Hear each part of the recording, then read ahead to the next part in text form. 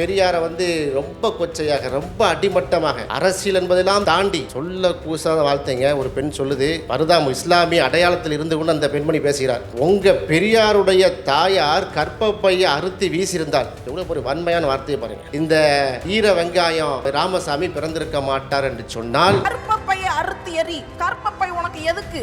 உங்க அம்மா ஈவேராவை பெத்த அம்மா அதை செஞ்சிருந்தாங்கன்னா இந்நேரம் அந்த ஈவேரா தலைவலி எங்களுக்கு இருந்திருக்காது. பெரியாரை பொறுத்தவரையில் அவர் ஒரு மதத்துக்கு எதிரான ஆளு, ஒரு இந்துவிசத்துக்கு எதிரான ஆளு அப்படிங்கிற ப்ரொஜெக்ட் பண்ணிட்டாங்க. உண்மையில அதுக்கு எதிரான ஆள் கிடையாது. பெரியாருடைய நீங்க வரலாற்றை நீங்கள் படித்து பார்த்தீங்கன்னு சொன்னா சாதிய ஏற்றத்தாழ்வை எதிர்த்து தான் களமாடினாரு. பிறப்பால் ஒருவன் உயர்ந்தவன் தாழ்ந்தவன் என்று வரையறுக்கக்கூடிய மனு தர்மத்தை நீங்கள் ஒழித்து கட்ட வேண்டும் என்று சொன்னால் மனு தர்மத்தினுடைய ஊற்றுக்கணி இந்துத்துவா, இந்து மதம். எனவே இந்து மதத்தை நான் என்ன செய்யறேன், அட்டாக் பண்றேன்னு தான் போனாரே தவிர பெரியார் மதத்துக்கு எதிரான ஆள் இல்லை. ஒண்ணு, எந்த இஸ்லாமிய தலைவர்களும் பெரியார் வாழ்ந்த போது கூட இப்படிப்பட்ட கமெண்ட்டை சொன்னது கிடையாது. கண்ணியத்தமிழர் காஜமத் சொல்லியிருக்காரா? அது சம சாஹிப் இந்த மாதிரி வார்த்தையில சொல்லியிருக்காங்களா? அப்போ அவர்களுக்கு இல்லாத ஒரு புரிதல் சீமான் எனக்கு வருது என்று சொன்னால் இப்போதான் அந்த கேள்வி வருது, சீமானுடைய ஸ்கிரிப்ட் எங்கே வருகிறது? நாங்க போய் சீமானிசம் தமிழ் தேசியம் முலாம் பூசி முஸ்லீம்களை வைத்தே சொல்ல வைக்கிறதான் டேஞ்சர். சரி, இதே சீமான் அவர்கள் பார்த்துவிட்டு என்ன சொன்னார், நான் அண்ணனுடன் சென்றேன், நிறைய பேசினேன், எனக்கு அரசியல் புரிதல் விட்டது. அண்ணன் சொன்னா யார் சொன்னார், பெரியாரையும் அம்பேத்கரையும் தவிர்த்து அரசியலே கிடையாது, பெரியார் தான் எங்களுடைய தலைவர், அம்பேத்கர் தான் எங்களுடைய தலைவர் சொன்னாரா இல்லையா? திமுகவை யாராவது தனிநபர் விமர்சனம் பண்ணாலும் சரி, ஒரு குழுவாக விமர்சனம் பண்ணாலும் சரி, உடனே அவங்க பாஜக பி டீம், பாஜக இயக்குதுன்ற ஒரு டேகை குத்துவாங்க. இப்போ அதே மாதிரி பெரியாரை பற்றி ஒருத்தர் விமர்சனம் பண்ணால் உடனே நாக்பூர் ஸ்கிரிப்ட், RSS அஜெண்டா, இந்த மாதிரி நீங்கள் முத்திரை குத்துவது என்பது இது சரியாது.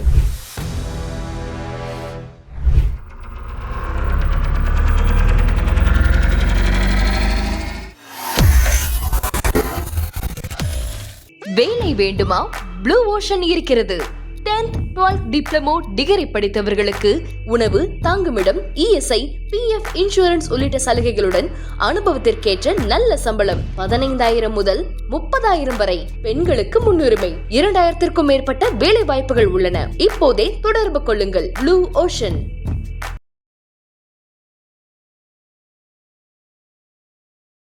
ஐத்தமிழ் நேயர்களுக்கு வணக்கம். இன்றைய நேர்காணலில் நம்மோடு இணைந்திருக்கிறார் விடுதலை சிறுத்தைகள் கட்சியினுடைய மாநில செயலாளர் வழக்கறிஞர் அகமது சாஹிப் அவர்கள். பல்வேறு அரசியல் நிகழ்வுகள் குறித்து நம்ம பேசியிருக்கிறோம். வணக்கம். வணக்கம். நிறைய விஷயங்களை நான் கேட்டு தெரிஞ்சுக்கணும்னு இருக்கேன். குறிப்பாக இஸ்லாமியர்கள் விசஸ் பெரியாருங்கிற ஒரு பாயிண்டில் நகர்த்திட்டு போகிறாங்க. அது நீங்கள் என்ன கேம்ன்றது உங்களுக்கு நல்லாவே தெரியும் உங்களுக்கு. அதுவும் குறிப்பாக இஸ்லாமிய பெண்களை வைத்து பெரியாரை அடிக்கிறது அப்படிங்கிறது ஏற்புடையதா அப்படிங்கிறதும் எனக்கு ஒரு கேள்வி இருக்குது. பெரியார் இஸ்லாத்தை எப்படி பார்த்தாரு, இஸ்லாமியர்கள் பெரியார் எப்படி பார்க்கணும், அது கொஞ்சம் தெளிவுபடுத்துங்க. ஏற்புடையதா என்று மகளிரகால வரக்கூடாது, வன்மையாக கண்டிக்கிறோம். ஒட்டுமொத்த இஸ்லாமிய சமூகமும் இந்த ஸ்டாண்டை, திரு சீமான் அவருடைய இந்த ஸ்டாண்டை வன்மையாக கண்டிக்கிறோம். பெரியாரை பொறுத்தவரையில் அவர் ஒரு மதத்துக்கு எதிரான ஆள், ஒரு இந்துவிசத்துக்கு எதிரான ஆள் அப்படிங்கிற ப்ரொஜெக்ட் பண்ணிட்டாங்க. உண்மையிலே அதுக்கு எதிரான ஆள் கிடையாது. பெரியாருடைய நீங்கள் வரலாற்றை நீங்கள் படித்து பார்த்தீங்கன்னு சொன்னால் சாதிய ஏற்றத்தாழ்வை எதிர்த்து தான் களமாடினார். அந்த சாதி எங்கேருந்து பிறக்கிறது என்று போகும்போது வர்ணாசிரம மனு தர்ம கோட்பாட்டின் அடிப்படையில் சாதி இருக்கிறது. பிறப்பால் ஒருவன் உயர்ந்தவன் தாழ்ந்தவன் என்று வரையறுக்கக்கூடிய மனு தர்மத்தை நீங்கள் ஒழித்து கட்ட வேண்டும் என்று சொன்னால் மனு தர்மத்தினுடைய ஊற்றுக்கணி இந்துத்துவா, இந்து மதம். எனவே இந்து மதத்தை நான் என்ன செய்கிறேன், அட்டாக் பண்ணுறேன்னு தான் போனாரே தவிர பெரியார் மதத்துக்கு எதிரான ஆள் இல்லை. ஒன்று, சப்போஸ் மதங்களுக்கு எதிரான ஆள், கடவுளுக்கு எதிரான ஆள் அப்படின்னு சொன்னால் இன இழிவு நீங்க இஸ்லாமே நண்பர்னு சொல்லியிருக்க வேண்டிய அவசியம் இல்லை. பெரியாருக்கு என்ன அவ்வளோ இஸ்லாத்தின் மீதும் இஸ்லாமிய மார்க்கத்தின் மீது என்ன பெரிய பற்று? அவர் தான் மதத்துக்கு எதிரான ஆளை, கடவுளுக்கு எதிரான ஆளை அப்படி பார்க்கவில்லை. அவர் என்ன பார்த்தாரு, பிற்படுத்தப்பட்ட ஒடுக்கப்பட்ட மக்களுக்கு நேரடியாக சொன்னார். கடைசி காலத்தில் என்ன சொன்னால், நீங்கள் இவ்வளோ இழிவை தாங்கி நிற்க வேண்டிய அவசியம் இல்லை. இன்றைக்கு நீங்கள் இஸ்லாமிய மார்க்கத்தை நீங்கள் தழுவி கொண்டால் அடுத்த செகண்டே உங்களை என்ன செய்வோம், ஒரே பிளேட்டில் சாப்பிட வைப்பான் முஸ்லீம்கள். உங்கள் பின்னால் ஒட்டி கொண்டிருக்கக்கூடிய சாதி ஒரு நிமிஷத்தில் ஒளிந்துவிடும். எனவே தான் நான் சொல்கிறேன், இன்னும் இழிவு நீங்கள் இஸ்லாமே நன்மருந்து என்று சொன்னார். அப்படிப்பட்ட சமூகத்தில் வந்த என்னுடைய தங்கச்சிமார்கள், என் சகோதரிகள் ஃபர்தாவை போட்டுக்கொண்டு, என் தம்பிமார்கள், அவர் பெரியாரை பார்ப்பனிய கடப்பாறையை கொண்டு திராவிட கோட்டையை உடைப்பேன் என்று சொல்லிய பிறகும் பெரியாரை ரொம்ப கொச்சையாக ரொம்ப அடிமட்டமாக அரசியல் என்பதெல்லாம் தாண்டி சொல்ல கூசாத வார்த்தைங்க. ஒரு பெண் சொல்லுது, என் தங்கச்சி, அவங்க தங்கச்சின்னு சொல்கிறதுக்கு வாய்க்கூசம் இருக்குது. ஃபர்தா இஸ்லாமிய அடையாளத்தில் இருந்து கொண்டு அந்த பெண்மணி பேசுகிறார். உங்கள் பெரியாருடைய தாயார் கற்பப்பையை அறுத்து வீசியிருந்தால், எவ்வளோ ஒரு வன்மையான வார்த்தையை பாருங்கள்.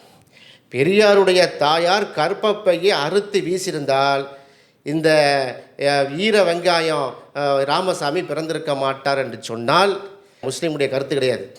இது ஒட்டுமொத்த இஸ்லாமிய சமூகத்தினுடைய கருத்து கிடையாது. வன்மையாக கண்டிக்கிறோம். நாங்கள் விடுதலை சிறுத்தைகள் கட்சியாக இருந்தாலும் கூட ஒரு இஸ்லாமியனாக சொல்கிறேன், இது அபாயகரமான அரசியல். இது முஸ்லீம்களுடைய அரசியல் கிடையாது. எந்த இஸ்லாமிய இயக்கமும் இப்படி சொன்னது கிடையாது. திமுக அதிமுக என்று மாறி மாறி இஸ்லாமிய இயக்கங்களும் இஸ்லாமிய கட்சிகளும் பயணித்திருக்கிறது. எந்த இஸ்லாமிய தலைவர்களும் பெரியார் வாழ்ந்த போதும் கூட இப்படிப்பட்ட கமெண்ட்டை சொன்னது கிடையாது. கண்ணியத்தமிழர் காஜமத் சொல்லியிருக்காரா? அப்துல் சமத் சாஹிப் இந்த மாதிரி வார்த்தையில் சொல்லியிருக்காங்களா? அப்துல் லத்தீப் சாஹிப் இந்த மாதிரி வார்த்தையில் சொல்லியிருக்காங்க இல்லையே. அப்போ அவர்களுக்கு இல்லாத ஒரு புரிதல் உங்களுக்கு வருது, சீமானனுக்கு வருது என்று சொன்னால் இப்போ தான் அந்த கேள்வி வருது. சீமானுடைய ஸ்கிரிப்ட் எங்கேருந்து வருகிறது? இது தமிழ்நாடு ஸ்கிரிப்ட் மாதிரி தெரியல. இது நாக்பூர் ஸ்கிரிப்டை என்ன செய்கிறாரு அவர் சொல்கிறார். அதை கிளிப்புள்ளை மாதிரி நீங்கள் நாங்கள் சீமானிசம் தமிழ் தேசியம் முலாம் பூசி முஸ்லீம்களை வைத்தே சொல்ல வைக்கிறதான் டேஞ்சர். இல்லை, இப்போ என்ன கேள்வினா, பெரியார் விமர்சனத்துக்கு அப்பாற்பட்டவரான்ற ஒரு கேள்வி வருது. ரெண்டாவது, அவர் விமர்சனமே பண்ணக்கூடாது. அவர் ரொம்பவே முற்றிலும் புனிதமான ஒரு தன்மை உடையவரான்ற விமர்சனம். ஏன்னா தமிழ் தேசியம் பேசுகிறவங்களில் பெரும்பாலும் தமிழ் தேசியம் பேசுகிறவங்க எல்லாருமே நீ பெரியார் அதை விமர்சனத்துக்கு உட்படுத்தி தான் அவங்க பேசுகிறாங்க. அப்படி இருக்கும்பொழுது அப்புறம் விமர்சனம் அப்பாற்பட்ட ஒரு நபராக அவர் விமர்சனமே பண்ணக்கூடாதுன்னு ஒரு கேள்வி வருது இல்லை? அதை எப்படி எதிர்கொள்கிறது? எப்படி விமர்சனம் இருக்க வேண்டும் கேட்கணும். ப்ரோஆக்டிவ் கிரிட்டிசிசம் எல்லாமே செய்யணும், அது வரவேற்கணும். எப்படிப்பட்ட விமர்சனம் வைக்கிறாங்க? இத்தனை வயசில் அந்த கிழவை மணியம்மி எப்படி கல்யாணம் பண்ணான் அப்படின்னு யார் கேட்குறா? சீமான் கேட்குறாரு. நாங்கள் திருப்பி கேட்டால் என்ன ஆகும்? நான் பெரியாரிஸ்ட்டு கிடையாது, நான் விடுதலை சிறுத்தை கட்சி சேர்ந்தவன். பெரியாரிஸ்டுகள் இதே கேள்வியை சீமான் பற்றி கேட்டால் என்ன ஆகும்? பெரியார் எந்த நடிகையோடு செய்யலை, சில்மிசம் பண்ணி மாட்டிக்கலை, குடிச்சு போட்டு குத்தாட்டம் போட்டு பெரியார் கிடையாது. இப்படி நான் நிறைய லிஸ்ட்டு போட முடியும். கடைசி காலத்தில் 90 வயசுலேயும் கூட மூத்திர சட்டியை சுமந்து கொண்டு தெருவா எதுக்கு சென்றாரு? நம்ம எல்லாம் படிக்கணும்னு சென்றாரு. மனசெல்லாம் சமம்னு சொல்லி சென்றார். அப்படிப்பட்ட பெரியாரை நீங்கள் மணியம்மையை கல்யாணம் பண்ணால் இது கிரிட்டிசிசமா? இது மணியம்மையை வச்சுட்டு இருக்கலையே, கல்யாணம் பண்ணுறாரு. மணியம்மையை வச்சுட்டு இருக்கல, கல்யாணம் பண்ணார். அடுத்த நடிகை கைப்பிடிச்சிருக்கலையே, உங்களை பெரியார் மேலே யாரும் வழக்கு போடலையே, என்னை ஏமாற்றி விட்டார்னு சொல்லலையே. அப்போ இதுதான் கிரிட்டிசிசமா? இப்படி தான் நீங்கள் விமர்சனம் பண்ணுவீங்களா? அது விமர்சனத்திலே அது உண்மையாக இருக்கணுமா இல்லையா? உண்மையே இல்லையே, விமர்சனம் உண்மைத்தன்மை இல்லையே. அவ்வளோ இருக்கட்டுங்க. திரு சீமான் அவர்களும் அங்கே இருக்க தம்பிமார்களும் ஏற்றி போற்றக்கூடிய ஆள் யார்? பிரபாகரன். மேதகு பிரபாகரன் தான் எங்கள் கட்சியினுடைய தலைவர். சாதாரண தலைவர் இல்லை, ஒப்பற்ற தலைவர். மேதகு பிரபாகரனை போல ஒரு தலைவர் இந்த வரலாற்றிலே பிறக்கவில்லை, இனி பிறக்க போகிறதும் இல்லை. அவங்க ஸ்டேட்மெண்ட்டு அப்படிலாம் அவனுக்கு கிடையாது. பிரபாகரனே அதை ஒத்துக்க மாட்டார் உயிரோடு இருந்தால்.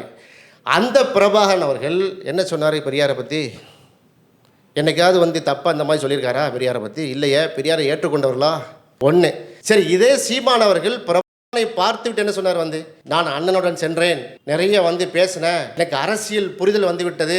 அண்ணன் சொன்னார். யார்? பிரபாகரன் சொன்னார், பெரியாரையும் அம்பேத்கரையும் தவிர்த்து அரசியலே கிடையாது, பெரியார் தான் எங்களுடைய தலைவர், அம்பேத்கர் தான் எங்களுடைய தலைவர் சொன்னாரா இல்லையா? இது 2. மூன்றாவது, சீமானை விட மேதகு பிரபாகரனுக்கு மிக நெருக்கமானவர்கள் யார்? அண்ணா வைகோ, ஐயா நெடுமாறன் ஐயா, எங்கள் தலை எழுச்சி தமிழர், இவங்கெல்லாம் மாத கணக்கில் போய் வன்னிக்காட்டில் கலந்துருக்கிறாங்க. அந்த தலைவர்கள் பெரியாரை பற்றி என்ன சொல்கிறாங்க? இந்த தலைவர் எப்படி சீமான் 2 நிமிஷம் சந்திச்சாரா 10 நிமிஷம் சந்திச்சாரா? அது ஒரு விவாதம். அது சரி, வாழ்நாள் ஃபுல்லாக இருந்தால் சந்திச்சாலும் வச்சுக்கிடுவோம். பிரபாகரனுக்கு, விடுதலை புலியின் தலைவர் பிரபாகரனுக்கு மிக நெருக்கமாக இருக்கக்கூடிய நெடுமாறன் ஐயா அவர்களோ, அண்ணன் வைகோ அவர்களோ, எங்கள் தலைவர் திருமாவளவன் அவர்களோ பெரியாரை பற்றி என்ன அளவுகள் சொல்கிறாங்க? இவங்களமா விமர்சனம் பண்ணலையே.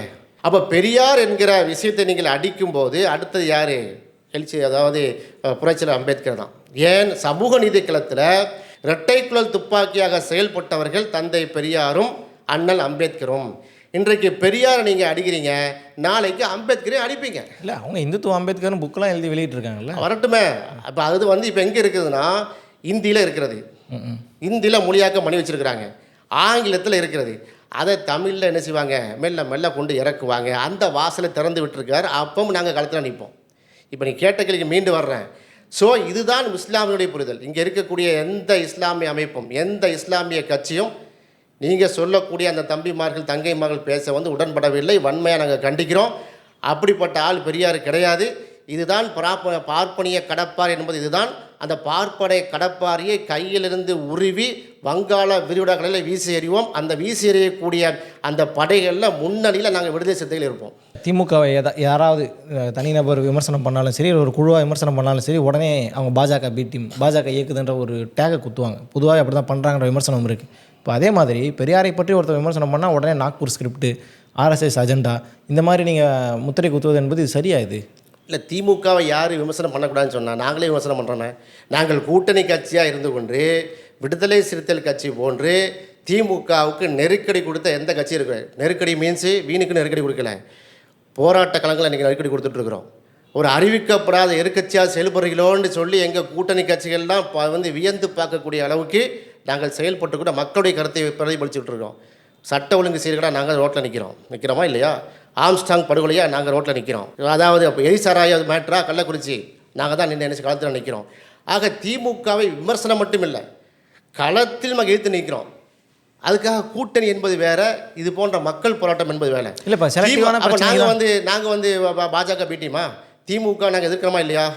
அப்போ எங்களை பாஜக பீட்டின்னு சொல்லுவீங்களா நீங்கள்? அது செலக்டிவான பிரச்சனை தான் எதிர்க்கிறீங்களா ஒரு வேளை? அதாவது திமுகவுடைய அதாவது எப்படி இருக்குன்னா, கூட்டணி என்றால் கொள்கை அடிப்படையில் தான் கூட்டணிங்க. சப்ப கட்டி பூசிலாம் எழுத மாட்டாங்க. எங்களை பொறுத்தவரையில் எங்களே என்ன சொல்கிறாங்க, திமுகவுக்கு முட்டு கொடுக்குறீர்கள், திமுகவுக்கு அடிவருடிகள் இப்படி சொல்கிறாங்க. ஒரு கூடுதலாக வார்த்தை, திமுகவுடைய பாவ சுமை சுமக்கிறீங்க, ஒட்டுணியாக இருக்கிறாங்க. அதை தாண்டி சொல்கிறேன், ரொம்ப அசிங்கமாக பேசுகிறாங்க. நாங்கள் அதாவது லெஃப்ட் ஹேண்டில் ஹேண்டில் பண்ணிட்டு போயிடுவோம். திமுகவை விமர்சனம் பண்ணால் பாஜக பி டீம் சொல்லலை. ஆனால் பெரியாரை விமர்சனம் பண்ணும்போது எந்த மாதிரியான வார்த்தையில் யூஸ் பண்ணுறாங்க? பார்ப்பனிய கடப்பாரியை, அதாவது இப்படி தான் அந்த இன்வெர்டட் கோட், அதை நீங்கள் வந்து கரெக்டாக ப்ராக்கெட்டில் போட்டு நீங்கள் பார்க்கணும். பார்ப்பனிய கடப்பாரியை வைத்து நான் என்ன செய்வேன்? திராவிட கோட்டையை உடைப்பேன். நீங்கள் என்ன சொல்லியிருக்கேனோ, தமிழ் தேசியம் பேசுனீங்க. தமிழ் தேசிய கடப்பாரை எடுத்து நான் பெரியாருடைய திராவிட கோட்டையை உடைப்பேன் நாங்கள் கேள்வி கேட்டிருப்போம். ஐயா, தமிழ் தேசிய கடப்பாறை வந்து எப்படி திராவிடத்துக்கு எப்படி மோதும்? உதாரணமாக நீங்கள் முசம்மில் நீங்கள் இருக்கிறீங்க, உங்களை பார்த்து நீங்கள் தமிழனா இந்தியனான்னு கேட்டால் என்ன சொல்லுவீங்க? நான் இந்தியன்பா தமிழன்பான்னு சொல்லுவீங்க. அப்படிதான் சொல்லுவீங்க. நீங்கள் வந்து ஒரு டிவி ஆங்கரா அல்லது நீங்கள் இந்திய குடிமகனான்னு கேட்டால் என்ன சொல்லுவீங்க? நான் டிவி ஆங்கருப்பா இந்திய குடிமகன்ப்பா சொல்லவே மாட்டீங்களா? அதுபோல் எங்கனை கேட்டு நீங்கள் தமிழனா அல்லது நீங்கள் திராவிடனான்னு கேட்டால் நான் தமிழன் திராவிடன்பா. என்ன பிரச்சனை உங்களுக்கு?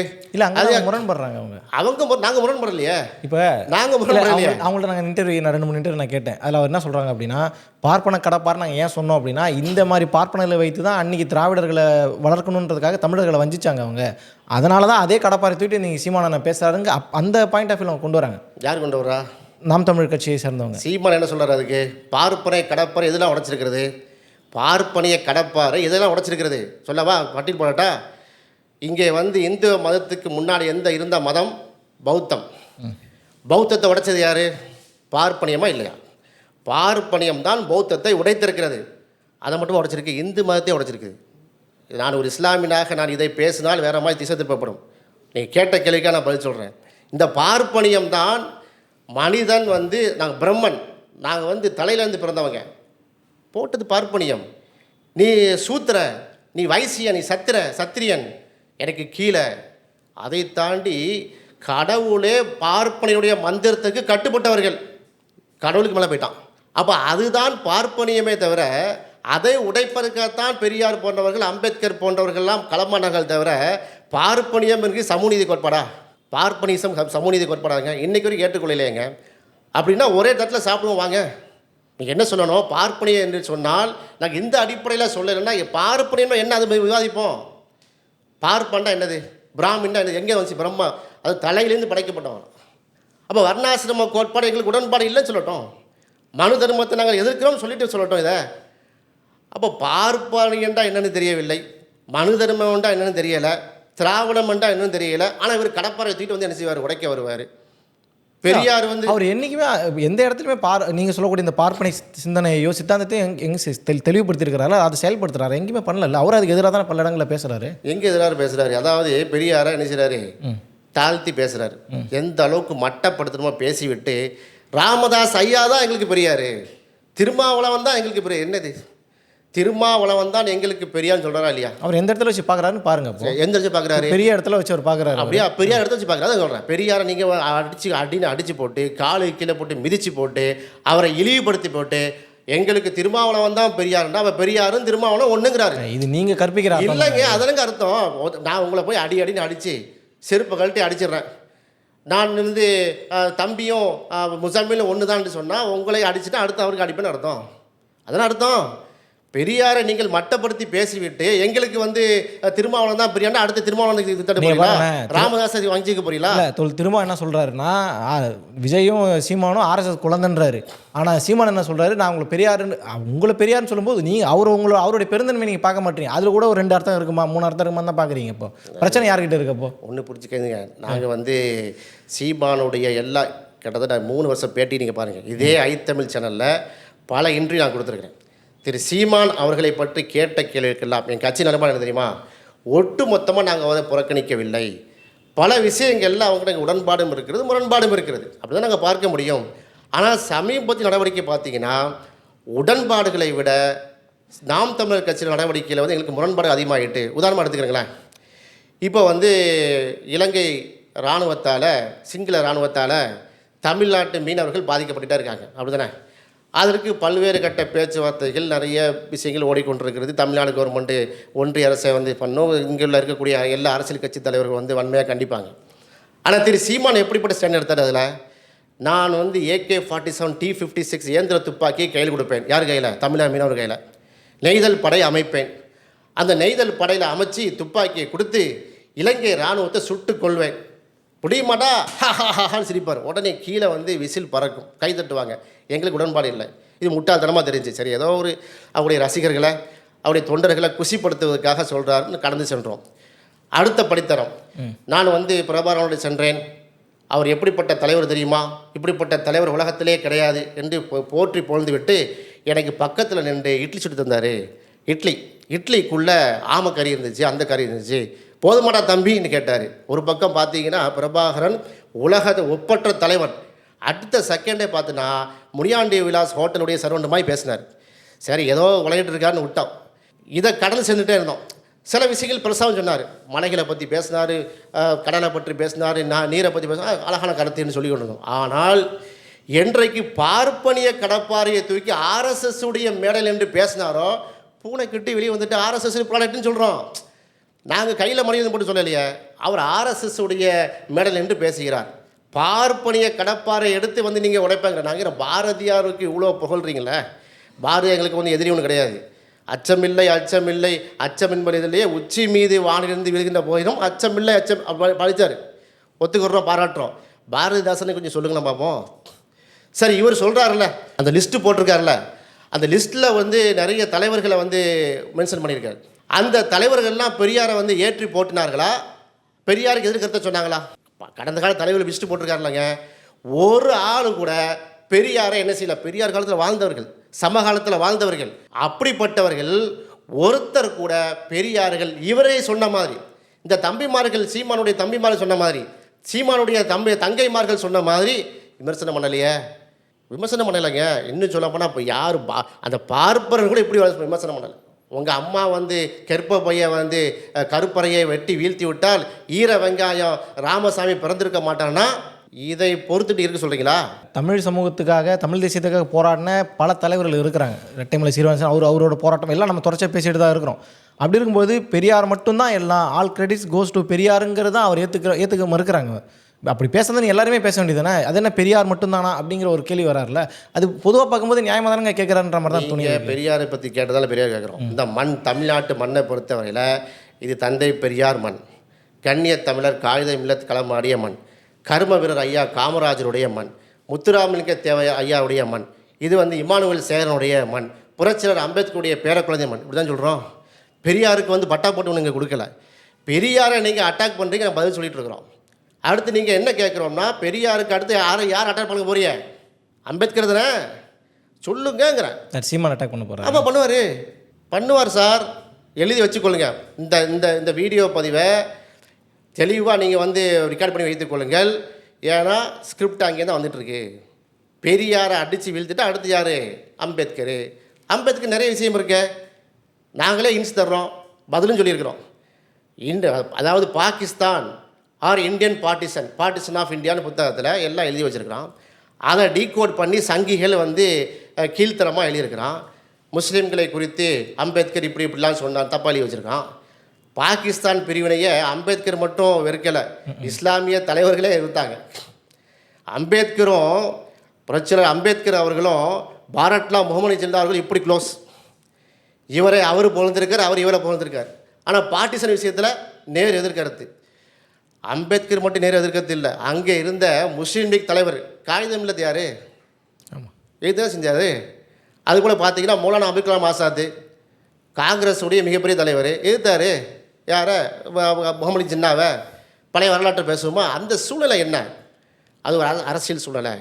ஒரு பக்கம் பார்த்தீங்கன்னா போராட்டம், சுதந்திர போராட்டம், இன்னொரு பக்கம் பாகிஸ்தான் பிரிவினை, இங்கே பார்த்தா சாதிய நெருக்கடி. இதுக்கு மத்தியில் வந்து ஒரு புத்தகத்தில் 1946 புக்கு எழுதுறாரு யார்? அம்பேத்கர்.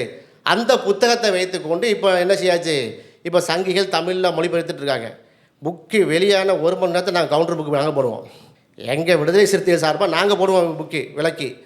அது ஏற்கனவே வந்து நாங்கள் பார்த்தீங்கன்னா நார்த்தில் நான் சில மீட்டிங் அட்டன் பண்ணும்போது, வட இந்தியாவில் சில நிகழ்ச்சிகள் அட்டன் பண்ணும்போது அது போன்ற விஷயங்கள்லாம் வந்துக்கிட்டு இருக்குது.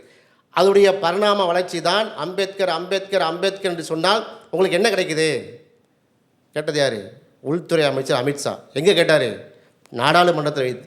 நீங்கள் கடவுளின் பெயரை சொல்லியிருந்தால் 7 ஜென்மத்திற்கு உங்களுக்கு புண்ணியம் கிடைத்திருக்கும். ஏன் அம்பேத்கர் அம்பேத்கர் அம்பேத்கர்னு சொல்கிறீங்க?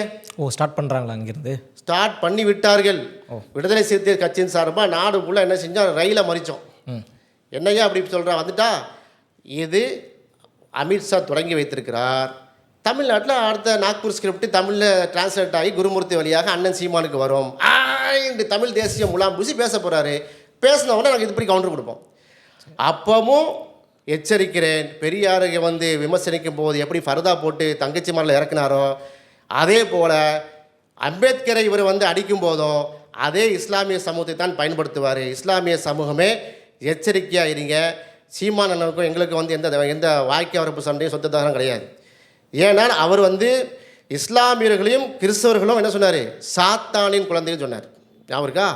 இஸ்லாமியர்களும் கிறிஸ்தவர்களும் சாத்தானின் குழந்தை ஆகிவிட்டது. மரச்செக்குக்கு திரும்பி வரும்போது, நாட்டு செக்கு மரச்செக்கு என்னைக்கு திரும்பி வருவது போல எங்கள் சைவ மதத்துக்கு திரும்பி வாங்க அழைத்தார். 3வது அவருடைய பைலால இஸ்லாமியர்கள் வந்து என்ன செய்யணும், கண்ணும் கருத்துமாக பார்க்கணும். அவங்கள எப்படி இஸ்லாமியர்ல கண்ணு கருத்துனா சேஃப்டி பண்ணதுக்கு இல்லை, அவர் ஒரு கண்ணாக சிறப்பு கவனம் செலுத்தணும் அவங்க மேலே. அவங்க வந்து அறம் நாட்டு மதத்தை பின்பற்றினவங்க சொன்னார். அதை எடுத்த 2வது விஷயம். இப்படி பார்த்தீங்கன்னா முஸ்லீம்களுக்கு எதிராக நிறைய பிரச்சனைகள் சொல்லி சொல்லி சொல்லி இப்போ அந்த இஸ்லாமிய சமூக மக்களையே கொண்டு வந்து நீங்கள் நிறுத்துறான்னு சொன்னால் இந்த சூழ்ச்சியை நாம் தமிழர் கட்சியில் பயணிக்கக்கூடிய இஸ்லாமிய சொந்தங்கள் சீர்தூக்கி பார்க்க வேண்டும்.